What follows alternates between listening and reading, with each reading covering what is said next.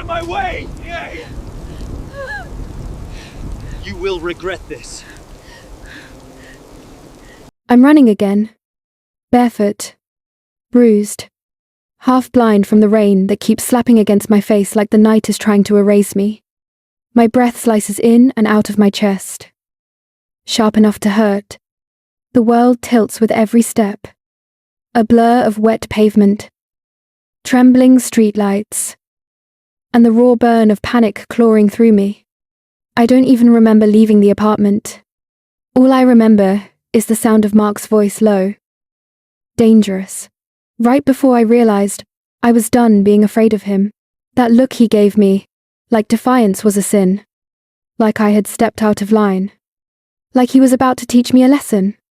I didn't wait to see what kind. My ribs ache, where his hand connected earlier. My wrists throb where his fingers wrapped around them hard enough to bruise. I can still feel the heat of his rage licking at my skin, and with every shaky step I take, I feel another piece of myself peeling away fear. Shame. Denial, until all I'm left with is a hollow. Desperate need to survive long enough to breathe again. The rain is merciless. The night is suffocating. And my thoughts are a mess of one repeating truth: I cannot go back. Not tonight. Maybe not ever. I slow as I reach the old industrial canal. The warehouses here have been abandoned for years. Their broken windows watching everything, like tired, suspicious eyes. The metal railing is slick beneath my palm when I steady myself. Chest heaving. Legs quivering. A heart pounding like it wants out. I tell myself to keep moving, but then I hear it. A splash. Sharp. Violent. Not the sound of rain, bigger. Heavier. Frantic. I freeze. Another splash. A high. Panicked whimper, cutting through the storm. I lean over the railing. Squinting through the darkness. At first, all I see is black water and swirling rain. Then the shape appears small. Frantic. Fighting the current with tiny legs that don't stand a chance. A little dog. Soaked and trembling. Going under and resurfacing in desperate, jerking motions. My stomach drops. Hang on. Please, I don't think. I never think when I should. I climb the railing. Slip once. Catch myself. And jump. The water hits like knives. 1,000 icy needles pierce straight through me, stealing the air from my lungs. My clothes drag me down instantly heavy. Suffocating. The current isn't strong, but the cold is paralyzing, and the mud beneath is thick enough to swallow my feet whole.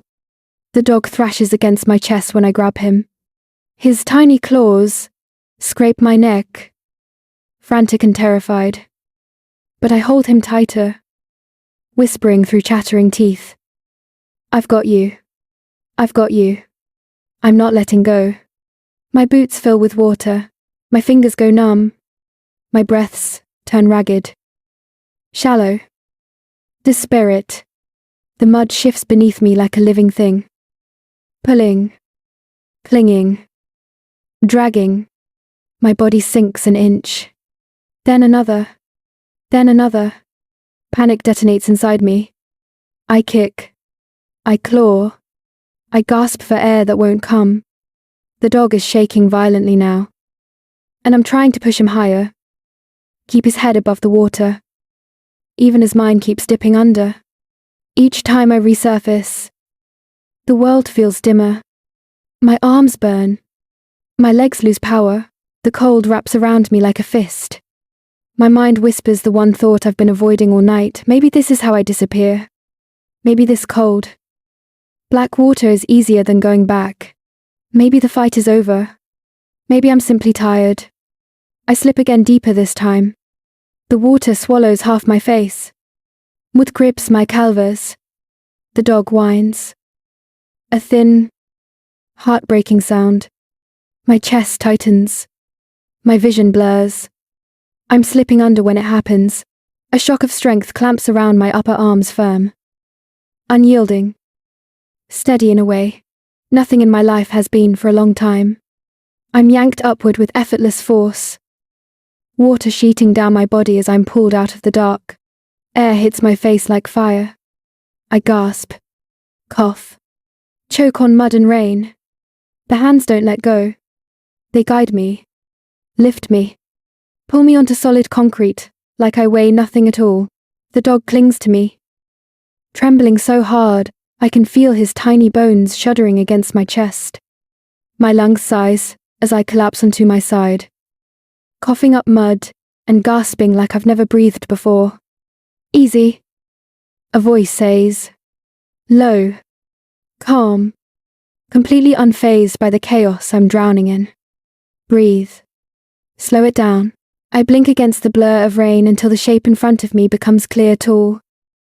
Sharp lines softened by the storm. A dark coat hanging heavy with water.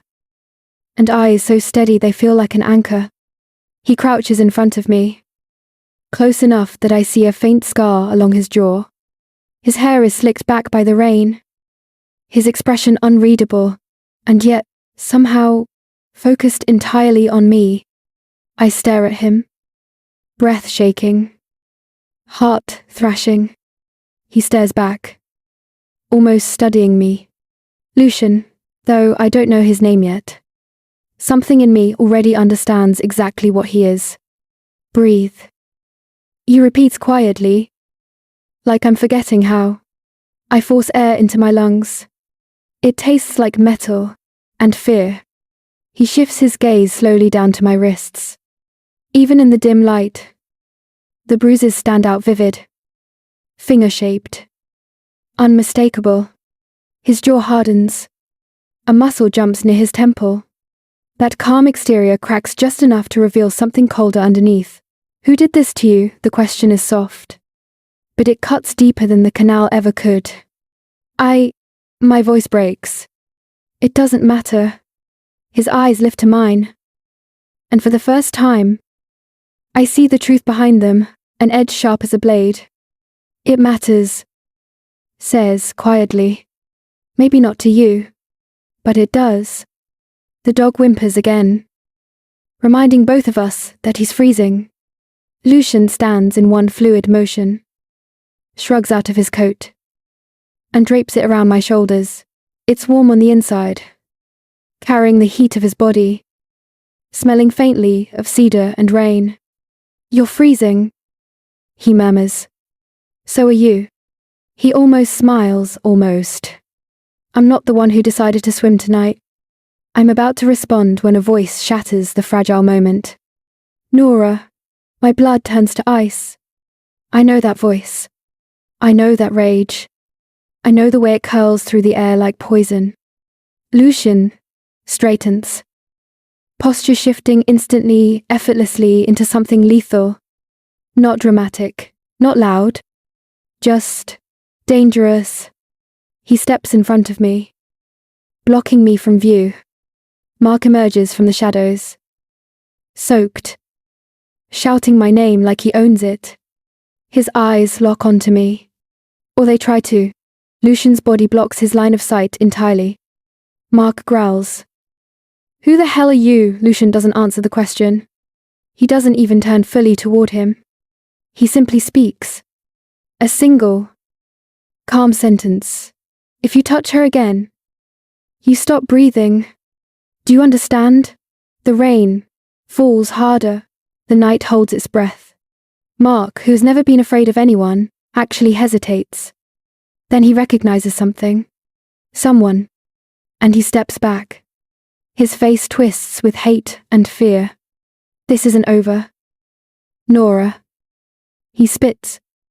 Lucian turns his head just enough for Mark to see his eyes. It is, he says softly.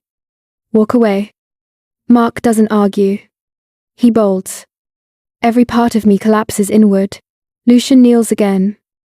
Steady hands guiding me upright, as if he's done this 1,000 times, stepping into storms. Pulling people out of danger. Becoming the last solid thing in a world that keeps breaking. You're safe now, he murmurs. I don't believe it. Not yet. But I let him help me up. The dog curls into my chest, whimpering as I shiver beneath Lucian's coat. He slips a hand to the small of my back, gentle, warm, guiding me toward a sleek black car waiting near the street. I don't know him. I don't know why he helped me. I don't know what he wants. But my instincts whisper the first truth I've felt in years. He won't hurt me. Not tonight. Not like Mark did. Not like the world keeps doing. For the first time in a long time, I trust someone. And I have no idea how dangerous that choice will turn out to be. The car ride feels unreal. The storm fades behind us. But my body still trembles with the aftershocks of fear. Cold. And something else I can't name. The little dog curls in my lap, shivering under Lucian's coat. I keep my hands around him for warmth, pretending the shaking in my fingers is only from the cold. Lucian sits beside me in the back seat. Silent. The kind of silent that fills the whole space. His presence feels like a wall, solid. Immovable, yet strangely protective. I steal a glance at him in the passing streetlights. His eyes don't look at me. But they don't wander either. They're fixed somewhere in the middle distance. Sharp. Calculating. As if he's running through a dozen scenarios at once. Not once does he look afraid. Not once does he look unsure. I don't know what he is. But I know what he isn't, a man who hesitates. The car slows as we turn into a secluded road, surrounded by towering pines. A black gate slides open at our approach, revealing a long driveway lit by soft ground lights. At the end stands a structure so imposing, it steals my breath. Calling it a house would be generous. It's a fortress, steel, stone, and shadow. The air changes the moment we pass through the gate, like stepping into a different world. One where danger doesn't lurk, it stands guard. The car rolls to a gentle stop beneath an awning. Lucian opens his door first, then mine. And the warmth that hits my skin when I step out feels almost unreal after the ice-cold canal. Inside, the entryway is dimly lit, calm, and impossibly warm. Dark wood floors, soft lights, a quiet that soothes rather than smothers. The dog in my arms gives a tiny sigh. I almost give one too. Lucian's voice is low, steady. Follow me. I do. Because my body is too exhausted not to. Because some instinct deeper than logic whispers that I'm safe for the first time in a long time. We stop in a wide hallway. He turns toward me. And the question slips out before I can stop it. Why are you helping me? For the first time since he pulled me out of the water. Something in him hesitates. Not uncertainty, something heavier. He looks at me in a way no one has in years. Not through me. Not past me. At me. Because. He says quietly. I know what it looks like when someone's been cornered too long. The words hit me harder than the cold water did. He gestures to a door. There's a bathroom inside. Towels in the cabinet. Take your time. I should question this. A strange man. A strange house. A world I don't understand. But when he looks at me, there is no hunger. No impatience. No attempt to take advantage. Only a quiet, heavy understanding I don't know how to face. And so I step inside. The hot water burns at first, then soothes the sting of my skin as dirt and mud swirl down the drain. I brace my hands against the wall, shaking not from fear this time, but from the sudden, overwhelming relief of not being hunted. By the time I wrap myself in the robe he left, my body has stopped trembling, but my heart hasn't. When I re-enter the hallway, the house is quiet, except for the faint sounds coming from the kitchen. I follow them cautiously. Inside, Lucian stands at the counter with his sleeves pushed up, placing a bowl of steaming soup on the table. Not romantic, not decorative, just practical, necessary. He motions to the chair. I sit, The first spoonful nearly makes me cry. It tastes like warmth. Like home. Something I'm not sure I've ever really known. Lucian sits across from me, elbows resting lightly on his knees, studying me with a focus so intense it should scare me. But it doesn't. He's not inspecting. He's noticing. He breaks the silence with one simple sentence. My name is Lucian. The word hangs in the air like a secret. Before I can reply, footsteps approach. His driver enters the kitchen and nods respectfully. Boss. A single word. A single syllable. But it echoes in my chest like thunder. Lucian doesn't correct him. Doesn't soften it. Doesn't hide it. I look down at my bowl. Heart thudding. So that's what he is. Powerful. Dangerous. Feared. But when I glance up again, he's watching me with an expression so unexpectedly gentle, it makes my throat tighten. A man like him shouldn't have softness in him. But he does. At least with me. I clear my throat. I should tell you what happened. He nods once, not demanding. Just listening. I look at my hands. Still trembling slightly. It didn't start out bad with Mark. It never does. Right. He was charming. Protective. Until protective turned into controlling. Until controlling turned into isolation. Until isolation turned into... My voice falters. I swallow, turning me into something smaller. Lucian's jaw tightens. But he doesn't interrupt. He told me I needed him. That I wasn't anything without him. That no one else would want me anyway. I let out a humorless laugh. And I believed him. For too long. Silence stretches. Gentle and heavy. You survived him. Lucian says, finally. That says something. No one has ever said that to me. Not like this. Not like a fact, instead of a consolation. I lift my eyes to his. What about you? You act like you know exactly how it feels. He leans back slightly. A shadow passing over his features. There was a time, he says slowly, when I wanted someone to step in for me. No one did. His eyes harden. So I learned to step in for myself. He doesn't elaborate. He doesn't need to. I see it anyway, fast glimpses of a childhood with sharp edges and colder rooms. A boy who learned too early that the world doesn't save you. A man who built himself into something unbreakable because being breakable once was enough. We sit there, two people who've been cornered in different ways. Shaped by different wounds. But carrying the same kind of scars. Broken pieces shaped the same way.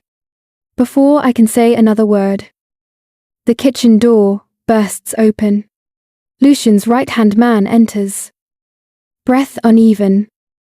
Eyes sharp. Lucian. We have a problem. Lucian rises instantly. What kind? It's the ex. The man says, flicking a glance toward me. He didn't run home. He went looking for help. Men who've been wanting leverage on you. My stomach twists painfully. Leverage, I choke out. Lucian's voice sharpens. Allo. Controlled storm. Her. The room contracts around me. The air thins. I grip the robe tighter. Lucian turns toward me fully then. And there is nothing soft in his expression now. Only a fierce. A protective fire. So consuming it steals my breath. You're not leaving this house tonight.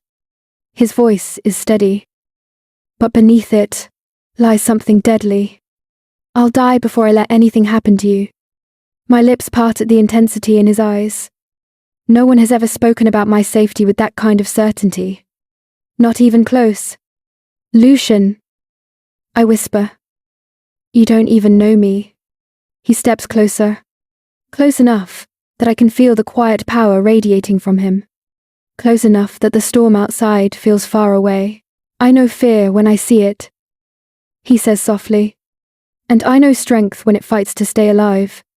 His gaze drifts over my face, as if memorizing every detail. You've been surviving on your own for too long. Let someone help you. The distance between us shrinks until it's barely a breath. No kiss. No touch. Just two people standing in the aftermath of shared shadows. A connection forms, not romantic yet. Not physical. Something deeper. Something wordless. Something that feels like recognition. Two survivors meeting in the dark. Realizing they aren't alone anymore. And for the first time that night, the fear in my chest loosens just enough to let in something else. Hope. Or the beginning of it. The months after that night don't feel like a miracle. They feel like work. I don't wake up healed. I don't wake up fearless. I wake up different. Lucian doesn't force me to stay in his fortress. He offers it. Quietly. As long as I need it. But something inside me knows I can't trade one gilded cage for another. No matter how soft the walls feel. So after a few weeks after the bruises fade from purple to yellow to nothing, I sign a lease for a small apartment across town. It's not much. 1 bedroom. Thin walls. A stubborn radiator that clanks every morning like it's complaining about being alive. But it's mine. The first thing I do when I move in is change the locks. Twice. The locksmith doesn't ask why. He just shrugs and does it. Humming under his breath while I stand in the doorway. Arms crossed. Heart pounding at every unfamiliar sound in the hallway. When he hands me the new keys, there's a tightness in my throat. I don't know how to swallow. Thank you. I manage. He nods and leaves. And I stand there for a long time, staring at the door. Lock number 1 clicks. Lock number 2 slides into place. My hand shakes on the deadbolt. But I don't pull away. This is mine. I remind myself. This door. This space. This life. I get a job at a small bookstore 3 blocks away. It smells like dust and coffee, and the faint sweetness of old paper. The owner is a woman in her 50s, who doesn't ask about my past. She just tells me where the register is. How to work the ancient espresso machine. And which shelf always collapses if you look at it the wrong way. The first time a customer speaks too loudly. My heart stutters. The first time a man laughs behind me. I flinch. The first time someone touches my shoulder to get my attention. I almost jump out of my skin. Healing. I discover. Isn't a straight line. It's a staircase in the dark. You climb it one hesitant step at a time. Some days, I feel light enough to joke with coworkers. Recommend books? Go home without checking the street twice. Other days, I lock myself in my bathroom and sit on the floor, breathing slowly until the world stops tilting. I start to sleep again, not well at first, but enough. I wake up fewer times in the middle of the night, convinced someone is standing over my bed. I stop checking the closet 3 times before I relax. I learn the sounds of my building. The rhythm of the pipes. The hum of the fridge. The creak of my neighbor's door. The fear doesn't vanish. It just becomes quieter. Lucian doesn't vanish either. He doesn't invade my days. Doesn't show up unannounced. Doesn't press himself into the fragile spaces I'm still trying to rebuild. He simply threads himself through my life, in small, careful ways. A morning text appears on my phone on a Tuesday at 7:03 a.m. Did you sleep? 2 words. That's it. I stare at the screen for a full minute before I answer. A little. You. A moment later. Enough. No demands. No expectations.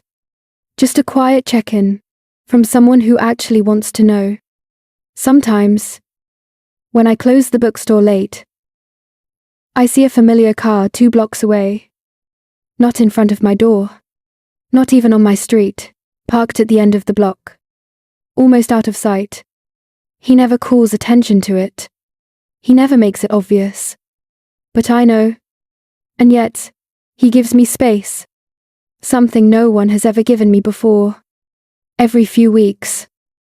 We meet at a small cafe, tucked between a laundromat and a florist. The first time. I arrive early and nearly leave twice before he walks in.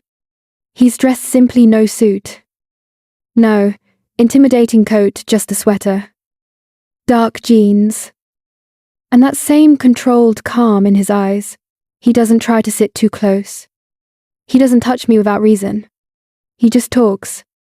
We talk about nothing and everything. Books. Coffee. The absurdity of city parking. The dog now named Milo, who has taken full possession of my couch and most of my heart. Lucian watches me laugh, like it's something rare.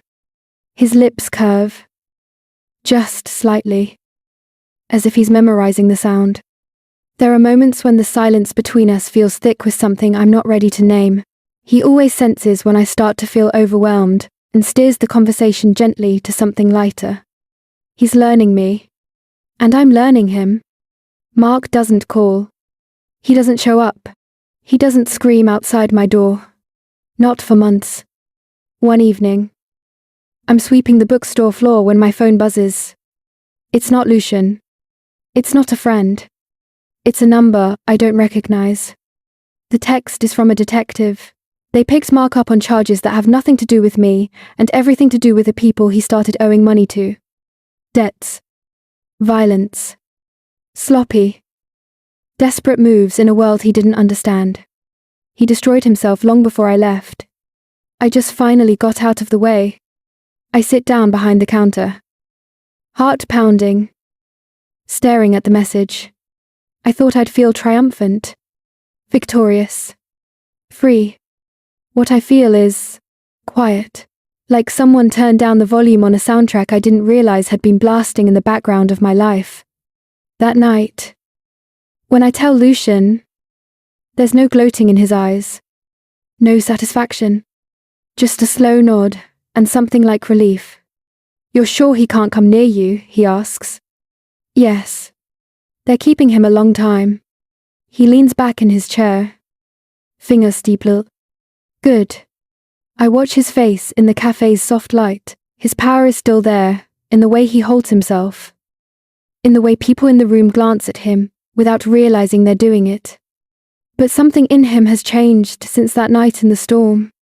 He's softer around the edges. Not weaker. Just less on guard with me. We grow. Separately. Together. I learn how to say no without apologizing. I learn how to ask for help without feeling like I'm bargaining away pieces of myself. I start writing again small. Confessional pieces that I never intend to show anyone. Lucian learns how to exist in my world without controlling it. He doesn't send men to stand outside my building anymore. He doesn't insist on knowing every detail of my schedule. He stops trying to solve problems I don't ask him to fix. Instead, he shows up when I need him. The first time I have a panic attack after a stranger grabs my wrist too hard on the bus. I call him with shaking fingers. I almost hang up before he answers. Nora, I can't speak at first. I just breathe into the phone. Ragged and shallow. He doesn't push. He doesn't flood me with questions. He just lets me listen to the calm weight of his voice as he says, I'm here. Breathe with me. In and out. By the time I calm down, he's already outside my apartment building. Leaning against his car under the streetlight, he walks me up the stairs, sits on my couch, and doesn't leave until my hands stop shaking. There are no grand gestures. No flowers. No dramatic speeches. Just consistency. Just presence. It's early spring when everything shifts. The city is thawing. The air softer. The light longer at the end of the day. I meet Lucian at our cafe. The one where the barista no longer asks for our order, just brings it. For the first time. He arrives without a driver. No bodyguards. No shadow trailing behind him. Just Lucian. Hands in his pockets. Shoulders relaxed as he walks through the door. He looks human tonight. Not the man people whisper about. Not the legend. Just a man who has seen too much. Done too much. And is trying, quietly, to be something more. We talk for hours. About Milo chewing through another pair of my shoes. About the bookstore's leaky ceiling. About a childhood memory he's never told me before. A time he built a small wooden boat with his father that never quite stayed afloat. He laughs when he tells it. A real laugh. Warm and surprised. Like he hasn't used that sound in a long time. By the time we leave, the sky is bruised, purple and gold. We walk without speaking. Side by side. No cars. No security. Just the soft sound of our footsteps and the distant hum of the city. At a quiet corner. He stops. I turn to face him. My heart suddenly loud in my chest. There's no danger pressing in on us now. No X. No threat. No crisis to survive. Just us. I need to say something. He says, the old Nora would have braced herself. The new Nora lifts her chin. Okay. He meets my eyes. And for once, there is no mask. No shield. Just honesty. Raw and unpolished. I don't want to possess you. He says, I don't want to own your fear or your choices. I don't want to lock you in my world and tell myself it's protection. He swallows. A rare crack in his composure. I want to stand beside you. The words land in the center of my chest. Heavy and gentle at the same time. For so long. Love meant control. Meant shrinking. Meant measuring my worth by how well I fit into someone else's shadow. This isn't that. My voice is quiet when I answer. I'm not broken. I say. But I'm still learning. I still have days when I flinch at nothing. Nights when I double-check the locks. Moments when it all comes back. His gaze softens in a way that makes my throat tighten. I know. He says, if you're patient. I take a breath. Feeling the weight and freedom of what I'm about to say. I want you here. I reach for his hand. He doesn't grab. He doesn't pull. He waits. When my fingers slip into his grip closes around mine warm. Secure. Steady. Like a promise gently held instead of a chain. We stand there under the soft streetlight. The world blurring around us. There's no music swelling. No perfect cinematic cue. Just the quiet realization that somewhere between survival and today, we chose each other. He leans in. Slowly enough that I could move away. I don't. His lips meet mine in a kiss that isn't desperate or rushed. It's careful. Patient. The kind of kiss that says, we have time. We're allowed to be gentle now. Later that night, he shows up at my apartment door holding something small and green. A succulent. In a simple clay pot, it survives on little. He says. A faint smile touching his mouth. Like you. I laugh. And the sound comes easy this time. I plan on needing more than a little from now on. I say. Taking the plant from him. I know. He answers. That's why I'm here. I set the pot on my windowsill, where it catches the morning light. The room feels warmer. Somehow, not because of the plant. Not because of the man standing in my doorway. But because of the person I've slowly, stubbornly, become. Later, when the night settles and the city quiets, I lie on my couch with Milo at my feet and Lucian's hand resting over mine. The windows glow faintly with the city lights. And for the first time, my heartbeat matches the rhythm of something gentle. I think about that night at the canal, about the water, the fear, the way I thought disappearing would be easier than fighting, about the man who pulled me out, not just onto the concrete, but into a version of my life I never imagined I could have. I wasn't saved because he dragged me out of the dark. I wasn't saved because he scared away my past. I was saved because he stayed long enough for me to rebuild. Because he didn't ask me to be perfect. Because he didn't demand that I heal on his timeline.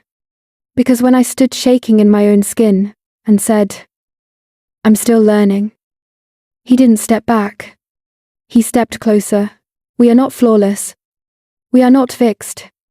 We are two people with cracked edges and soft centers.